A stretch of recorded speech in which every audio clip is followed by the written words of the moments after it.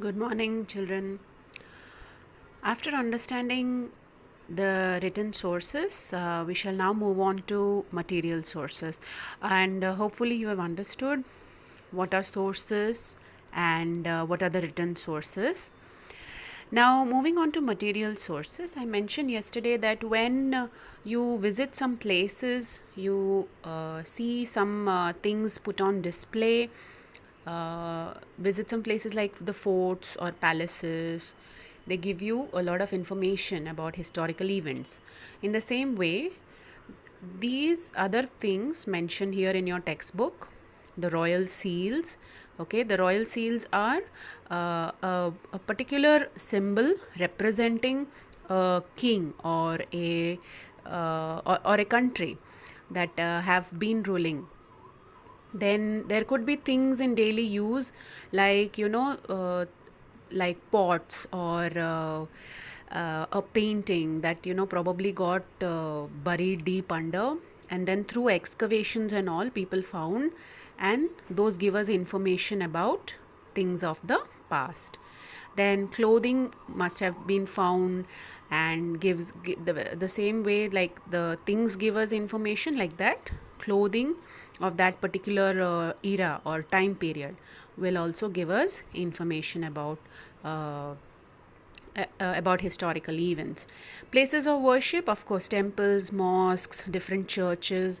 Like how when the Portuguese came to our country, they set up a lot of churches in Kerala, in Goa. So those places also give us information about those times.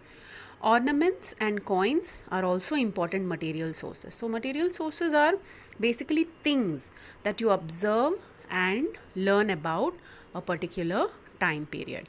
Now when we move on to coins, you would understand how we can how we can know the specialty of a particular era through coins.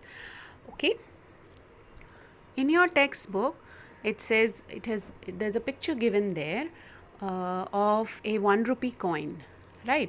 Now these coins, which the coins and notes both are printed at Reserve Bank of India, and its headquarters are in Mumbai.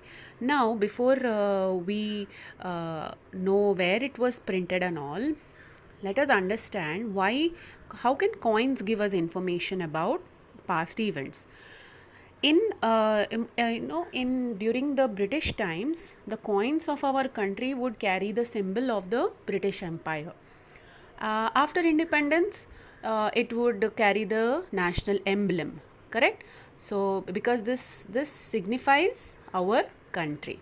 So importance of agriculture, see, it is mentioned in your textbook how importance of agriculture, communicating the importance about farmers, okay, messages about population control, whatever the social issue or whatever the national issue of the times, okay, would be tried and conveyed through coins and even notes. I will try to share some pictures. It has been mentioned in your textbook that coins of different shapes and metals were made, were signifying the time. See, the year also is mentioned on the coins. So like this, there of course we don't use these coins anymore. It changes as per the denomination requirement and all. Denomination means 10 paise, 20 paise. We have not been using paise coins anymore. In fact, we now use only rupee coins, 1 rupee coins and 5 rupee coins and so on. But this is the changing trend of our country's coins.